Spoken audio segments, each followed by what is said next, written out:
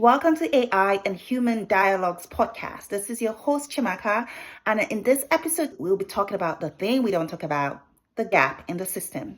Let's talk about the context, the ecosystem that my research is stepping into. If you search for well-being apps or emotional tracking tools or digital mental health platforms, there will be hundreds and hundreds of them, I'm sure. But you also find something is that most of these apps and platforms are not specifically designed with a Black woman in mind. Certainly not a Black woman in midlife.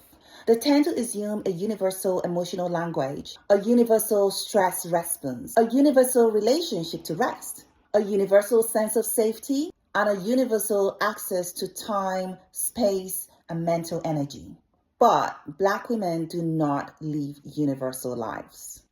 What my research so far has shown me is that Black middle-aged women usually carry disproportionate levels of chronic stress, responsibilities to family and community, workplace pressures shaped by gender racism, healthcare mistrust rooted in real systemic history, emotional languages shaped by culture, a culture of silence around suffering, and a lifelong training in strength as survival. Yet a lot of the well-being tools out there misinterpret emotional expressions, flatten cultural nuance, don't recognize code switching or expressive styles, assumes that stress looks the same on everyone, rely on clinical definitions not shaped by the Black woman, and rarely consider midlife menopause, hormonal shifts, or caregiving dynamics. When a well-being tool does not recognize you, it cannot support you. And when a system cannot support you, it just risks becoming another site of harm. Another place where you are expected to mold yourself to fit a certain standard that wasn't even built with you in mind. Now imagine a woman in her 40s juggling work with caring for a parent, supporting adult children, managing her own health, and carrying community responsibilities. So she opens a well-being app and is asked to try a quick meditation. It doesn't ask what her day's been like. It doesn't understand the constant overload. It doesn't speak her language, and it cannot feel the fullness of her life. And so she doesn't connect with it and she closes it. Now, that's a gap. We have a massive responsibility here and an opportunity to build something better together. So what does it look like to build a well-being tool that actually listens? Let's break this down in human language. First of all, why AI supported? AI is not magic, but when it's used ethically and intentionally, it can help us to unravel and open up some patterns that the human eyes cannot see very clearly, especially across complex lived realities. I'm interested in AI not as a replacement for care, but as a tool that extends care. A tool that can recognize and understand cultural norms, adapt to cultural context, learn from lived experiences, support reflections, and offer insights that feel personalized and not generic. What I'm exploring is a framework that listens, a framework that is grounded in story, what women say, how they say it, and what is lived but unspoken. Stress patterns, what is lived emotionally and physically.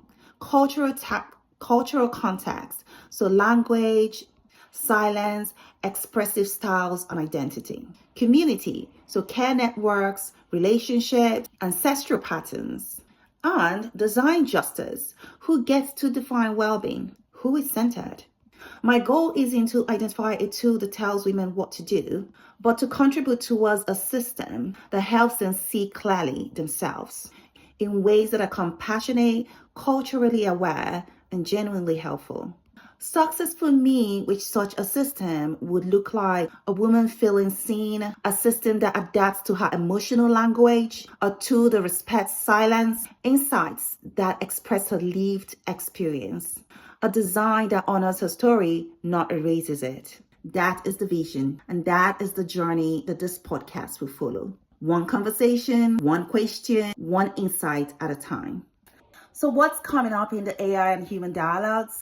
I'll be exploring what does well-being mean for Black women navigating midlife? How does stress show up in the body and in the data? What does AI get wrong about emotions? How do you design a tool that understands cultural norms? What does meaningful participatory design look like in real life? How do you build systems that support care rather than surveillance? And how can research remain rooted in story, humanity, and dignity? You hear field notes from my PhD journey, conversations with experts in psychology, technology, design, and health, especially community health, reflections on lived experiences, and insights from Black women whose voices will shape and guide this work. This isn't just a research podcast. It's an invitation to rethink how we define and design care. Thank you so much for joining me in this episode of AI and Human Dialogues. If anything you heard today resonated with you and make you think and pause, then I'm glad. This podcast is a place for deep listening, and I'm honored to have you with me. As we move through this season, my hope is that you not only learn with me, but that you reflect with me. Because well-being isn't something we pursue on our own alone. It's something we sense, we build, and we understand together. Blessings, and remember to follow.